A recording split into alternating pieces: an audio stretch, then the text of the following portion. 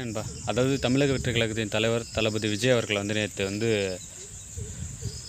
எல்லாருக்குமான தலைவர் அம்பேத்கர் என்ற புத்தகத்தை வெளியிட்டிருந்தாங்க. யார்? விகடன், ஆனந்த விகடன்லேருந்து. ஸோ இதுக்கு ஸ்பீச் பண்ணியிருந்தாங்க தளபதி அவர்கள். எல்லாமே மன்னராட்சி தான் நடக்குது, இந்த மன்னராட்சி ஒழித்து 2020 மைனஸ் ஆகிடும் அப்படின்னு சொல்லி பேசியிருந்தாங்க தளபதி அவர்கள்.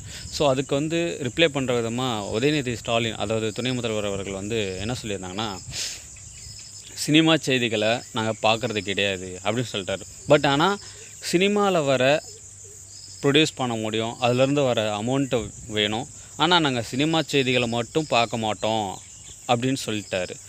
அதுக்கப்புறம் மன்னராட்சி நடக்குது அப்படின்னு சொல்லி தலைவர் இப்படி சொன்னாங்க அப்படின்னு சொல்லி செய்தியாளர்களுக்கு உதயநிதி அவரிடம் கேட்கும்போது ஒரே வார்த்தை, அவர்களுக்கு வேறு வேலையே கிடையாது அப்படின்னு சிம்பிளாக சொல்லிட்டார். இதே தான் முதல்வர் ஸ்டாலின் அவர்களை செய்தியாளர் கேட்கும்போது யார்? ராமதாஸ் அவர்களை, இவருக்கு வேறு வேலையே இல்லை, அறிக்கையாக தான் விட்டுருப்பார், இவருக்கு வேறு வேலையே இல்லை அப்படின்னு சொல்லியிருந்தாங்க.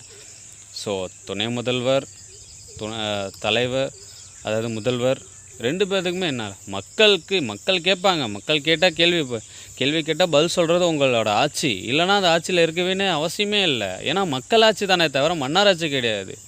என்ன நண்பா, மக்களாச்சா மன்னராட்சா?